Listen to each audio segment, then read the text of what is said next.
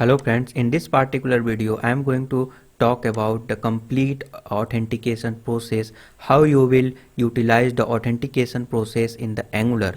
So this is the complete video and this is a summarization of the series of this Angular authentication video, this playlist. So this will be very useful. In the one video you will get, we will try to wrap all this thing, all this concept, how you will able to complete the authentication in the Angular.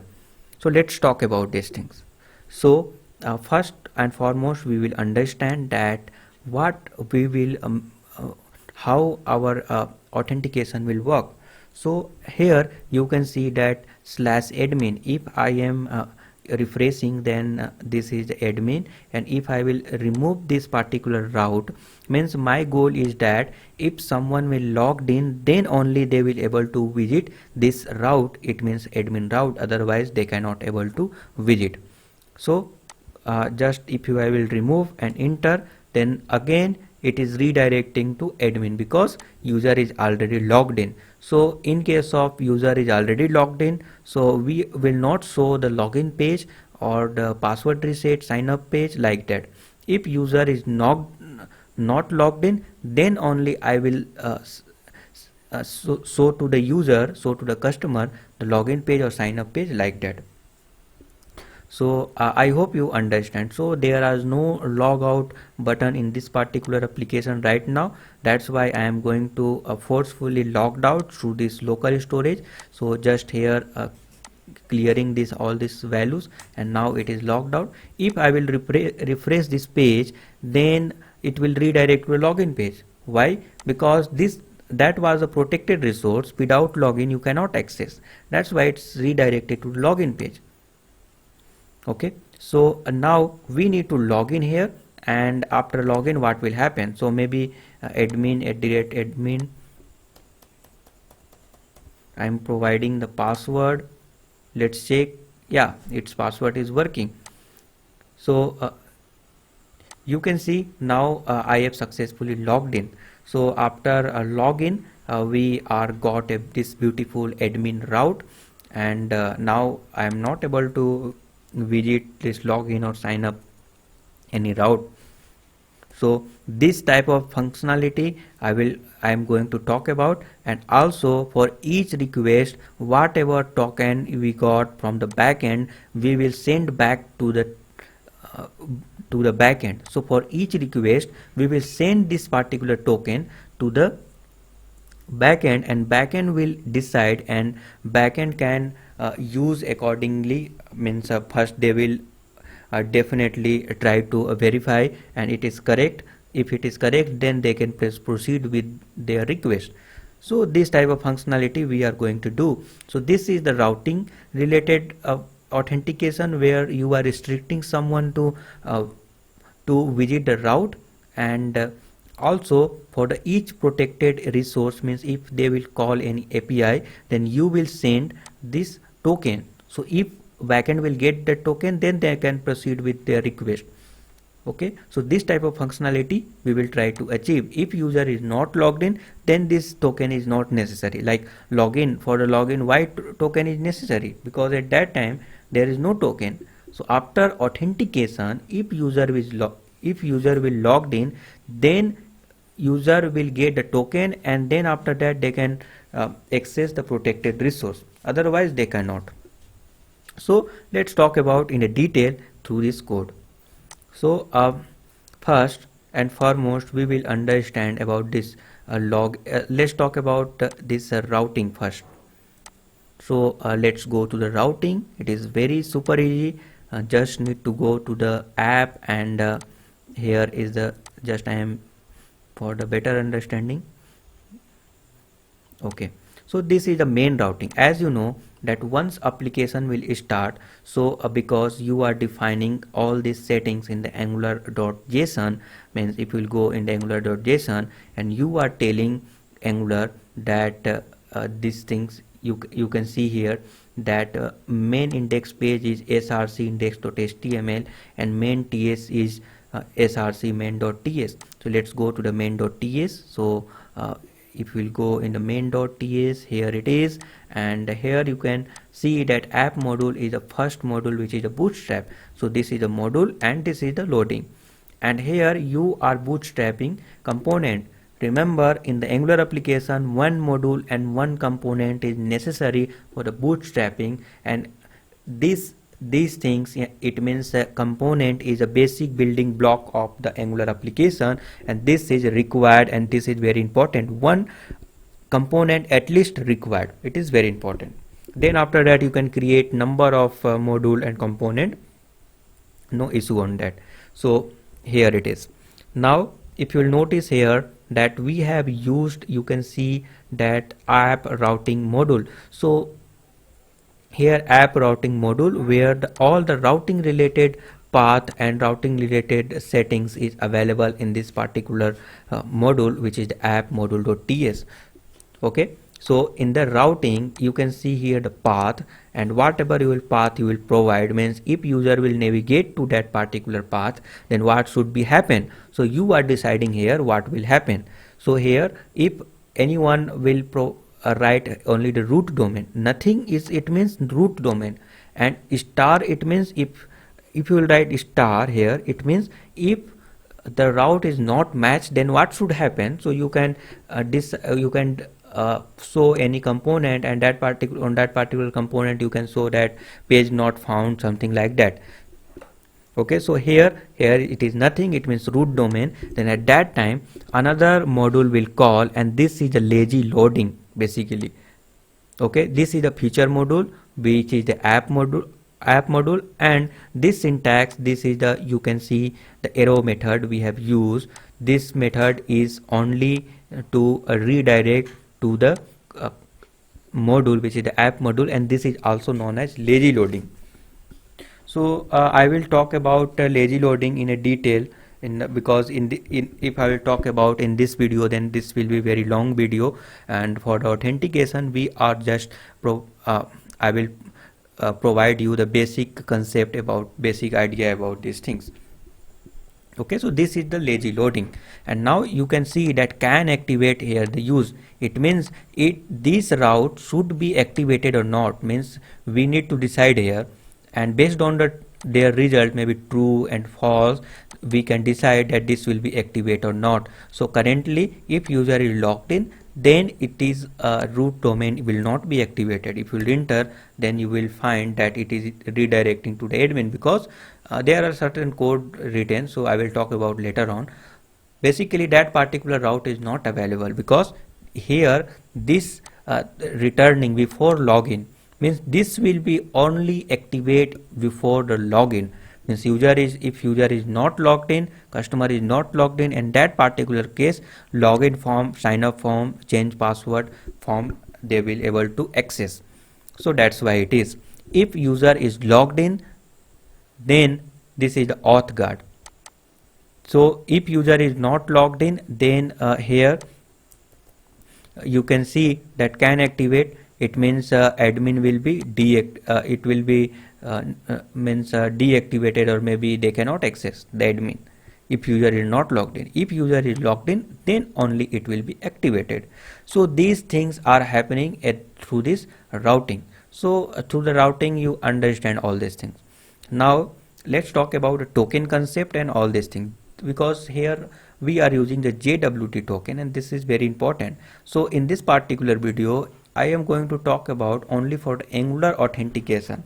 In the back end, how you will generate the token, how you will verify the token, all these things I will talk about later on. Okay, you can check the playlist, definitely you will find some of the video.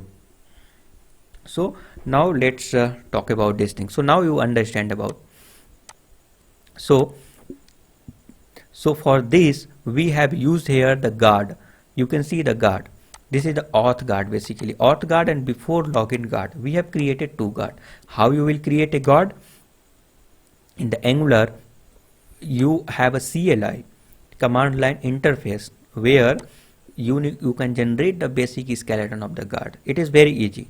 It is super easy. Just need to type here ng j for generate. Otherwise you can write a generate also.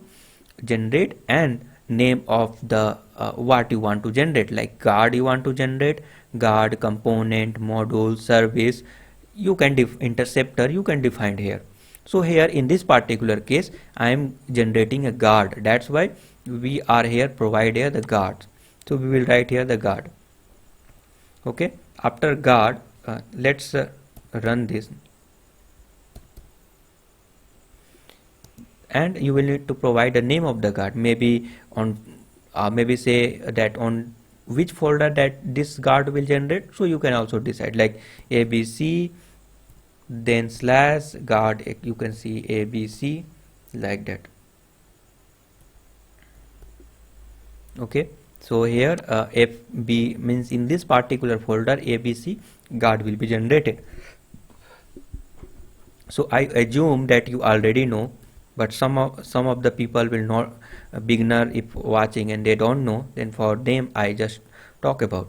And if you will enter, then you will find that guard will be generated. So it will be generated in the app module because you have not provided directed any folder.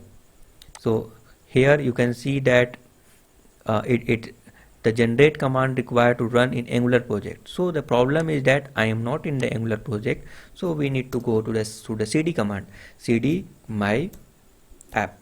Now here ng generate guard abc. So it is super duper easy, and then you will able to generate a guard. Okay, so I think the spelling is not correct, so guard it should be.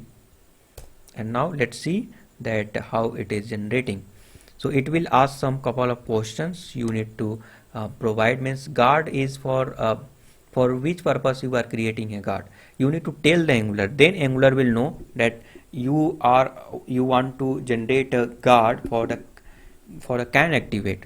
So based on that they will generate a basic code snippet and provide you the basic skeleton of the code. So can activate, can deactivate child, can deactivate on, can load, like that. So for this purpose you can fulfill this purpose to the can activate, that's why we need to select this one, can activate, and enter, then it is generated. So now you can see that abc guard is generated, and another file is for the testing. No need to do anything on that particular file, it is required for the testing. So in the app abc guard, here you can see that some of the code is written over there.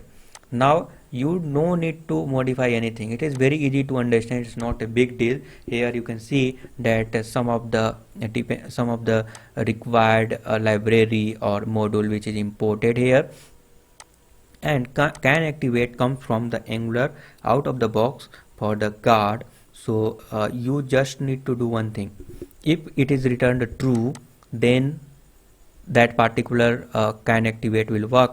If it is false, then it will not work. So based on that you need to write here the condition.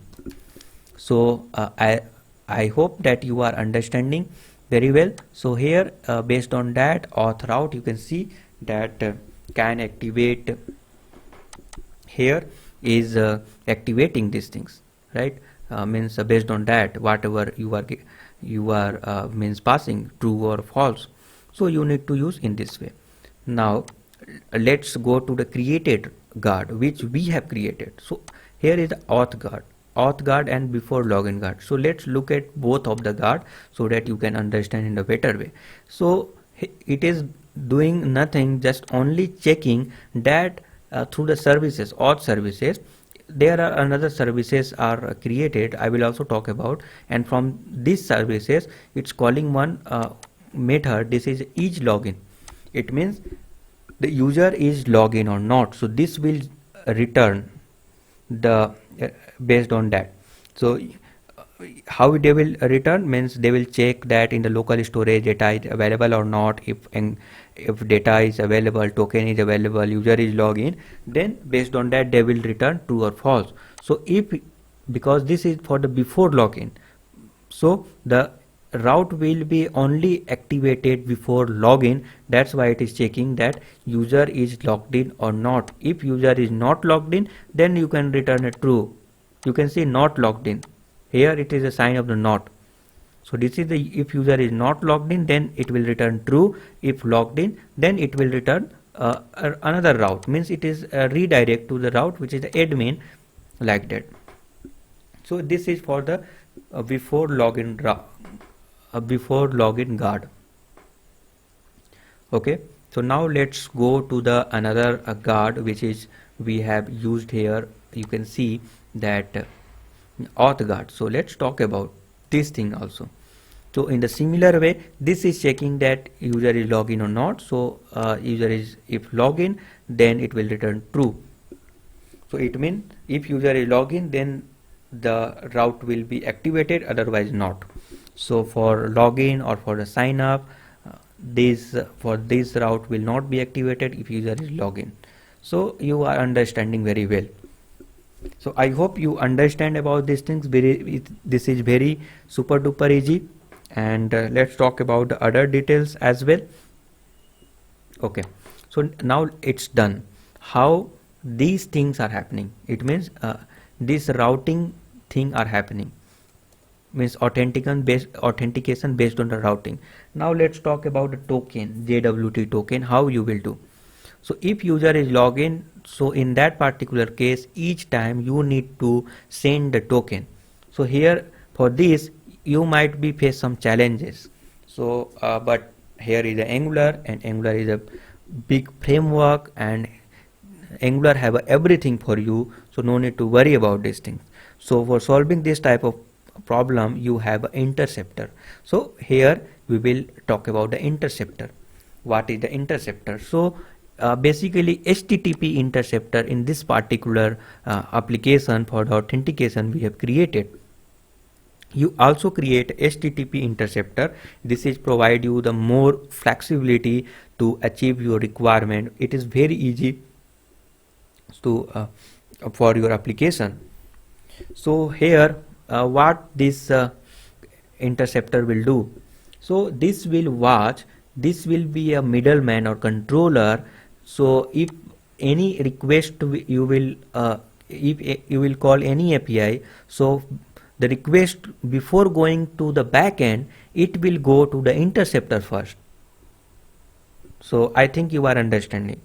So before going to the backend, it will go to the interceptor, and interceptor can modify their request, and then they can allow.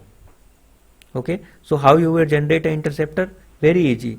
Ng G for generate, and the interceptor and name of the interceptor. It is very easy. So I think you can do. So you can trust me, and we have generated in this way. However, if you want to create a file by your own, then you can also go ahead and do that. But the code snippet and basic skeleton you will got, and this will be definitely fast your work. Development speed, means this will be increase your development speed. So very easily you can develop a application. So this is a very important thing that you need to use this beautiful Angular CLI. Okay, so let's talk about the interceptor in more deeper. So here is the interceptor. Let's go. If you will go here, the interceptor, and we have used the HTTP interceptor. So before using the interceptor, okay, so first step is to create an interceptor. Now you have created an interceptor, but you need to tell the Angular that, hey, I have created an interceptor. Let's use this type of logic and this type of thing in the application. So you need to tell the Angular. So how you will tell? So you need to register this particular interceptor in the app module.ts. It is very simple, easy. It is very simple and very easy. You can see that in the provider section we have included this interceptor.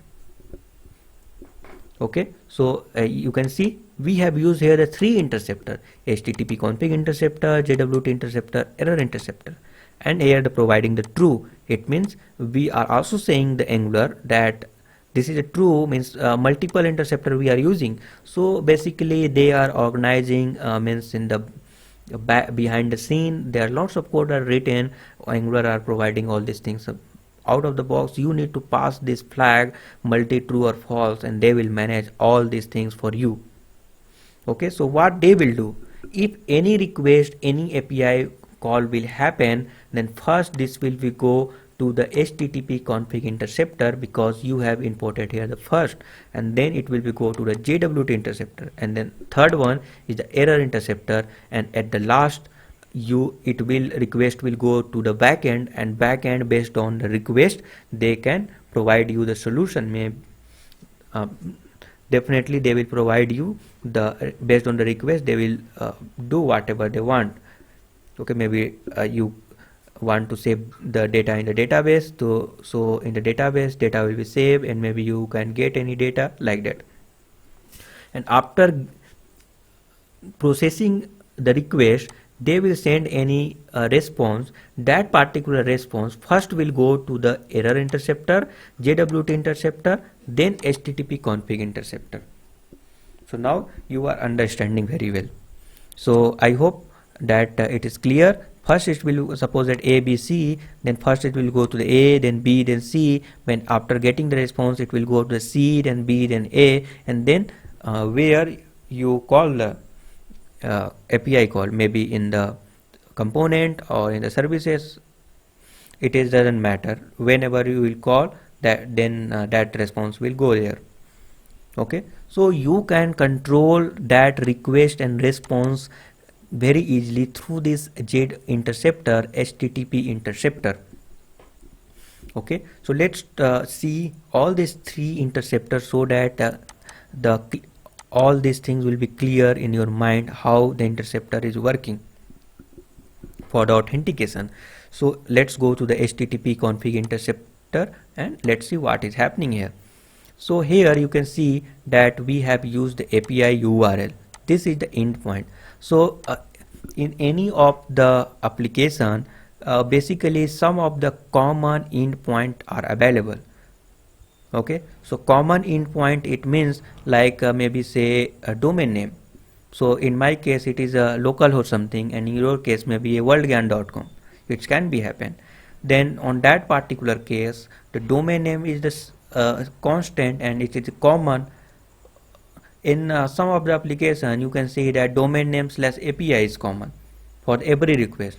So what we are doing, that we are separating these things. Why we are separating?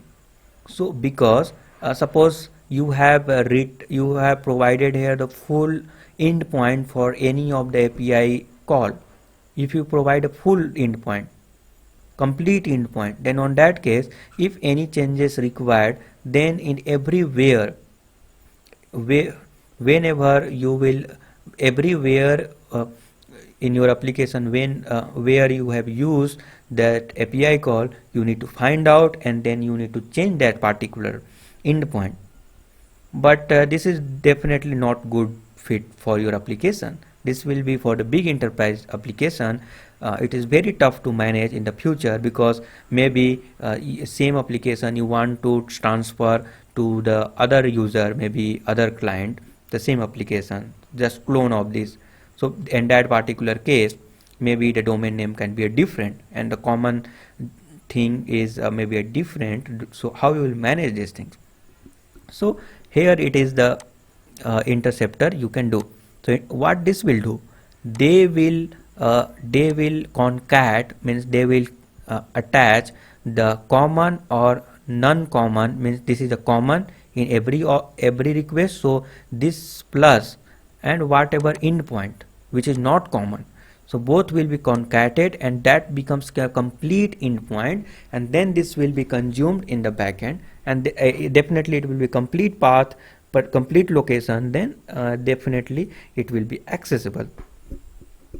Okay, so these are the thing I hope you are understanding very well. So you can notice that request, if you will console log the request, then you will get all the data or headers, everything before sending that particular request to the backend, you can get here. So let's say here, like if you will refresh, then what should happen? I don't think anything will happen, so we need to log out these things, and again I am refreshing. This will redirect to the login page, and I am providing here this some dummy detail which is I created for the testing. So here it is, this is logged in, and here you can notice that request somewhere we have console, like here you can see the request and then this one, so that's why it is coming. So here you can see that URL you got, what we URL you will, this is not a common, this is not a common one. It's /URL body what you have sent, so email admin@admin.com, password, and body have all this detail, means all the data, method, header you can see, param. If you would like to pass any parameter, then you can get the detail. So now here you are getting all these things.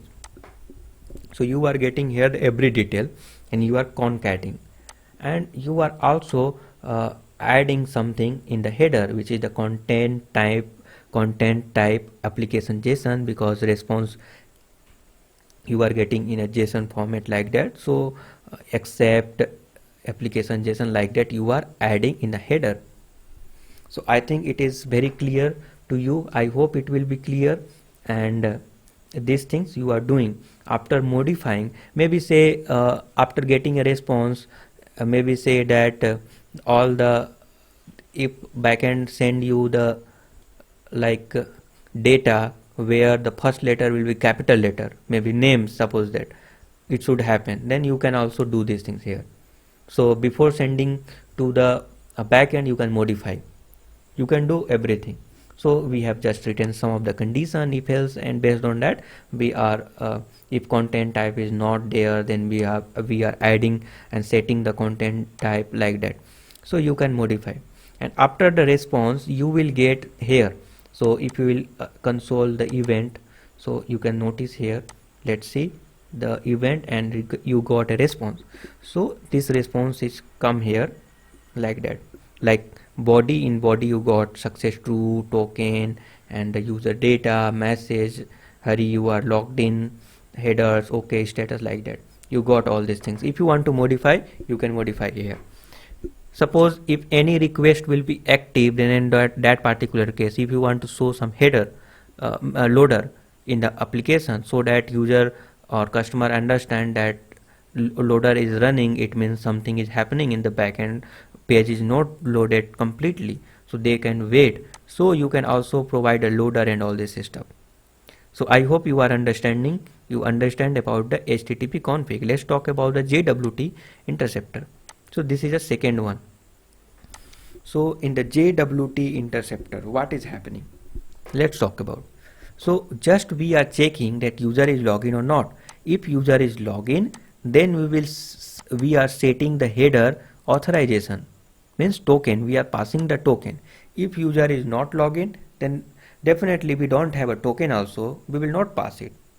So here we are just calling here the auth service, and through this auth service and get auth token, you can see get auth token method, we are getting the response, and that particular response we are utilizing, means setting here in the header. So you can provide these things, and then you are passing the request. Okay, again we have used the error interceptor, just checking that in the back end, if response will come, then if there is error or not. If error, then you can do any certain other thing. So if you want to do whatever you want to do, you can do here, like you can show some beautiful notification that something went wrong, this is the reason, that is the reason, like that. However, you can do in the component or in the services where you call the API after getting a response. But if you want to control and modify anything, here you can do in an interceptor. So I hope you are understanding, and if you face any problem, and if you want any personal training on Angular, then I will provide you the personal training, and definitely I will provide you the good mentorship, so that you can become expert in Angular very easily. This is, I am telling you, this is a super easy Angular, and you will learn very quickly. I hope it will work for you also, because I am realizing this thing. It is super easy and you can do all the thing through the Angular. Okay, so now you understand all these things. So let's go to the, as you can see that in the app routing we have used another module. So if only domain will be there, if a user want to navigate, then this auth module will call. So let's go to the auth module and talk about these things.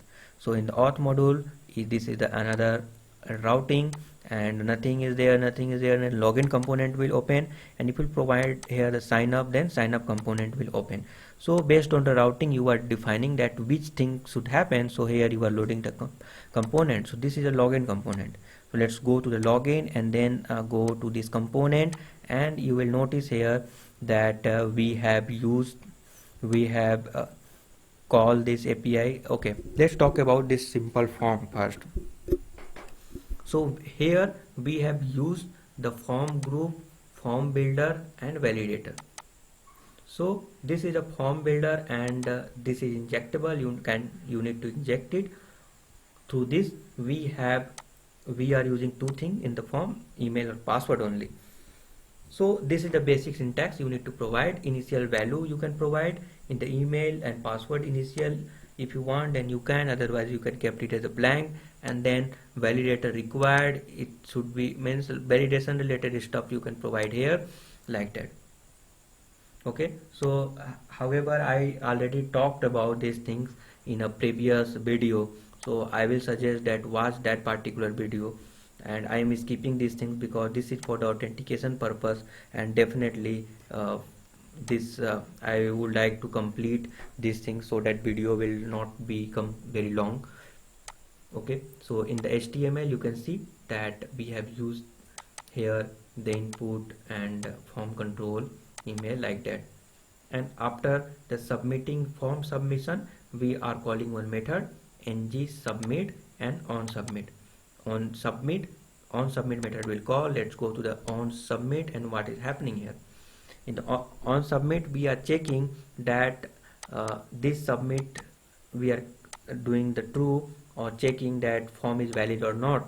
It means validation related stuff or like that we are checking. So if the form is valid, then we are proceeding, and otherwise we are just returning. So here we have called the API. Okay, so basically let's talk about these things. Here you will notice that we have used the services to call the API. Here through the services we are calling a method, and this method have some parameter. One is the value and another one is the endpoint. Okay, and after getting a value you are subscribing and getting a value, and based on the value you are setting the user and token in the local storage maybe, or make login. This will be telling the Angular that user is login. So let's go to the auth service so that a clear picture you will get. So before going to the auth, let's go to generic service. So if you will go in a generic service, like if I will go, let's go to the services, this one, and then generic service.ts. So you can notice that here we have used HTTP client. Okay, through the HTTP client, this .http.post we are calling a post method, push method, get post method, put method, get method like that, and you are passing the data or endpoint, and based on that it is working. It is super easy and it is observable. That's why you have to subscribe it. And also the this is observable. That's why this subscription is necessary.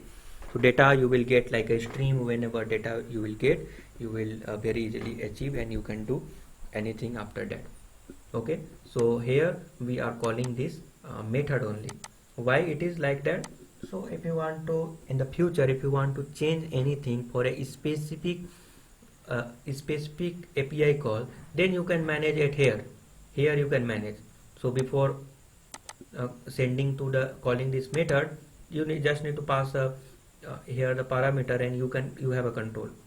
But if you want to change for every maybe for every request, every API call for a put request maybe say, then uh, so no need to modify everywhere whenever you are using. You just need to modify here only in the put request. So this is a super easy, and you need to follow this type of thing. So I hope you are understanding. Okay, in case of any issue, you can get the personal training, you can reach out to me. Now you got all these things. This is, and then in the login component, let's talk about these things. In the login component of TAS, you can see that this auth, we have used another services which is the auth service. So what these services are doing, let's look at that particular service. So in the service you will find auth service.ts.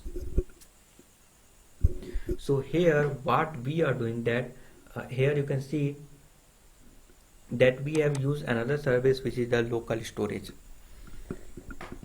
And this local storage, if you will go to the complete definition, this is just you are passing the key and value and they are storing it. That's it they are doing. Get item, it means you need to provide the key, and based on the key they will find the data and provide you. And if you will do the clear method you will utilize, then all the data will be destroyed. So clearing these things. So this is for the logout. Okay, so this is a very basic stuff. ls, it means windows.local storage. So in the shortcut we have storing in the ls. Okay, and then go to the auth service so that you will understand. Here a router, okay, make login. This method is calling again, asking to the is login, that user is login or not. If user is login, then it is redirecting to the admin. So let's go to the make login, is login is here, and here we are checking the token, get token. We are checking from the local storage that token is available or not. If token is available, then we are marking as a login. It is returning that hey, user is login, and then it is redirecting to the admin. Okay, so don't confuse, this redirection is after a login, this will redirecting, and another one is for the guard, means if user will that particular route will be activated, then user will able to see, then it will be redirected. Okay, so don't confuse on that. So here navigate URL, it is happening, and then in the sign out, in this particular case, set user and login, and null we are setting, and null means let's see, set user and token, what is happening here.